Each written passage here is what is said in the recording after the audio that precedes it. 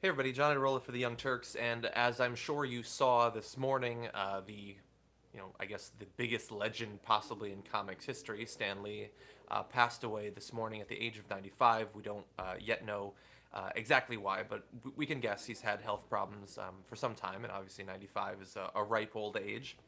And he has passed away, leaving obviously a gigantic vacuum in that world that, as many people have pointed out, both in and out of the industry, will probably never be filled. He was one of the most amazing creator of things in terms of pop culture that we've ever had in any area. Um, and it's been pretty amazing throughout the day to watch, people that have been in the movies, both on the sort of directing side, but also many of the actors whose careers have been made by playing parts of characters he created, thinking back on the effect he's had on their lives, but also just random people that like their lives were enriched by reading or watching, what he produced. And so I wanted to talk a little bit about his legacy and also a particular area of his legacy. So first of all, no, I did not just hear her this morning, but now I'm talking about it. As I'm sure you know, he created basically everyone. I mean, Fantastic Four, X-Men, Iron Man, Black Panther. You go on the list is like gigantic, and there are a number of characters you probably haven't heard of, but some of the biggest ones that you've heard of, he had a hand in creating or co-creating all of them basically. I like to style myself as kind of like a creator. I write occasionally, I've written a novel and stuff like that. The idea that I would have created Iron Man would be amazing to me. That would be a life's work. If you created Wolverine, let alone all of them in the X-Men, all of them in all of these areas, like he was able to dish out these iconic characters that were not by happenstance amazing, but because of their creation, what these characters actually represented. They were these iconic, heroic characters, both for what they fought for, but also what they had to deal with in their own lives. He created characters that were larger than life, but also reflective of different areas of our personal lives, but of America historically over the past, half century plus. Like, obviously, he's been in this absolutely forever. And one of the most amazing things, if I could just move aside for 1 second, is I read that he co-created the Fantastic Four when he was 39. Like he had created some things up until that point, but the trajectory of like creating these amazing things that became absolutely massive didn't start until the second half of his life. And after 39, that is when he created all of these amazing characters that are out making billions of dollars in the movie industry. And so because he created them, it created not just, this world of comics, I think unparalleled.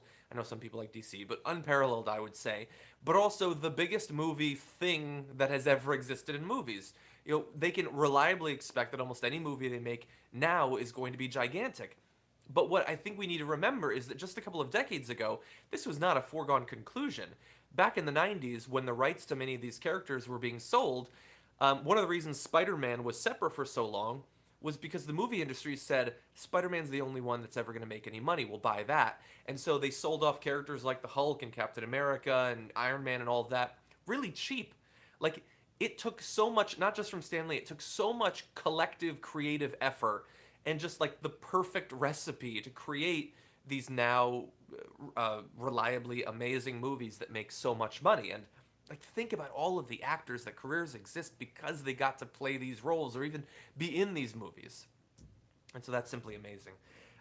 Again, imagine if you made the Fantastic Four, if that was your creative contribution. I mean, there are people who have done far less that are known well, and you cannot exaggerate how amazing he was, how much of a creative genius he was in making these things. Um, exactly, Kimberly. You point out he didn't just make characters; he made universes and entire worlds. Like obviously they're different of the Marvel movies have sort of focused on different things. Obviously Guardians of the Galaxy is a little bit different from Spider-Man, even though they are able to coexist. Theoretically Ant-Man could be a totally separate thing that focuses more on that other world and everything, but he's able to make them all meld together. Even though these are drastically different characters and worlds, he created sort of this unifying theme of heroism under these terrible circumstances that just makes everything fit. And these are characters and worlds that we want to buy into because we wish that we could be the characters. We wish that we could live in a world where there were these heroic people, and all too often the people in our world don't live up to these standards, of course. Um, But I want to read just a couple of the quotes of his that I've been sort of reading over today. So one is just amazing. He says, Marvel has always been and always will be a reflection of the world right outside our windows. That world may change and evolve, but the one thing that will never change is the way we tell our stories about heroism. Those stories have room for everybody, regardless of their race, gender, religion, or color of their skin. The only things we don't have room for are hatred, intolerance, and bigotry. That man next to you, he's your brother. That woman over there, she's your sister. And that kid walking by, hey, who knows, he may have the proportionate strength of a spider. We're all part of one big family, the human family, and we all come together in the body of Marvel. And the amazing thing is, like many of the creators of the things that we love are older people. They come from a different time. And so now when we look back, we can see these gaping holes in terms of inclusion and representation in their creations. But not so for Stan Lee. I mean, things have gotten even better, as we get to the modern day. But even going back then, there was always this attempt to reflect the actual world, the conflicts of our world, whether it was sort of reflective of World War II, a war that he fought in, or the social strife of the civil rights movement. And now you have comic book characters of all different types. Not to say that there isn't still work to be done, but it is much more representative than it hypothetically could have been, and that many other industries still are. One other quote. I apologize, I don't have the year for this, but I do. I believe that it goes pretty far back. He said this about one of the philosophies that drives the comics that he created. He says, let's lay it right on the line. Bigotry and racism are among the deadliest social ills plaguing the world today. But, unlike a team of costumed supervillains, they can't be halted with a punch in the snoot or a zap from a ray gun. The only way to destroy them is to expose them, to reveal them for the insidious evils they really are. The bigot is an unreasoning hater, one who hates blindly, fanatically, indiscriminately. If his hang-up is black men, he hates all black men. If a redhead once offended him, he hates all redheads. If some foreigner beat him to a job, he's down on all foreigners. He hates people he's never seen, people he's never known, with equal intensity, with equal venom. And so, like, I what I want you to understand too, as I'm coming into this, is that for a very long time, if you watch these videos, you know that I'm a dork in a lot of different areas. Growing up, I was not actually a comics dork. I read Spawn, Union, a few others, occasionally X-Men, but I wasn't really big on that. And even into like 2000, 2005, if a superhero movie was going to come out, that was not the type of dork that I was. I didn't get super enthusiastic about that. I liked the X-Men movies or whatever, but I was more into books and sci-fi and stuff like that. And yet, with these new movies, the themes that are rooted in what they created many decades ago, like, it didn't have to be for me to be drawn in by it and want to create characters in my own work, sort of like his. It's just amazing. And to do it with, at least in the back of your mind, a desire to reflect the real world and to push for social change in the real world is amazing as well. And it's one of the reasons that whenever, a new movie's going to come out and, oh no, they've got some representation, they made Heimdall black, or oh god, now Black Panther's gonna get a movie, or what if they do, Black Widow or something? Like, people freaking out fundamentally do not understand Stan Lee, Marvel Comics, the philosophy driving the entire thing. They're entitled to their opinions, but the guy who created the stuff that they say they love even more than the modern incarnation did not agree with them on these fundamental things. He was trying in his own way to create a better world. He said once that after a while of writing, I would get down on myself because I wasn't a doctor. I wasn't curing people. But then I realized that entertaining people is not a small thing. If not for entertainment, many people would probably have ended it. And he said that he came to grips with the fact that entertaining people and creating something for them is a significant thing, especially when it is sort of undergirded with this desire to reflect a better world that we could work towards. Which to me seems a lot like the philosophy driving Star Trek, I should say, early on.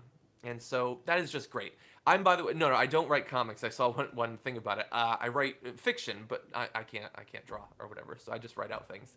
And I've struggled actually in attempting to reflect some of the sort of epic heroism in comic books in writing form. It's such a visual thing; it's difficult to do. But once you've watched these, and I think some of you have probably heard, in attempting to get in a better shape, I was doing cardio while marathoning the Marvel movies, and I got up to, I think, Civil War or something like that. They really do hold up. Even the earlier ones, like that first Iron Man, is really amazing, man. And so I know that he obviously wasn't creating characters up until the very end. He was still doing all these fan appearances and stuff like that. And it's not to say that there wasn't some negative news near the end, as I'm sure you're aware of. But he really did some amazing stuff, and I think that it is very safe to say that for the rest of my life and probably my kids' lives, um, we are going to be still reaping the benefits of the work that he and Jack Kirby and many others actually did. So, anyway, thank you for watching me ramble about this. You know, I didn't really think, like, in advance when I don't know, I knew he was old. I didn't really think it would affect me, but it is really sad. And I'm sure many of you feel the same way. Anyway, thank you for listening to this. If you want more content like this, the best way to do that is to become a TYT member. You can go to tyt.com/John, John, and there's a button to become a member. It's only $4.99 a month, and you get access to a ton of recurring content on a daily basis, including my daily news show, The Damage Report, tons of special features, behind-the-scenes videos, the daily post-game show, and all of that. Thank you for watching. I'll see you next time.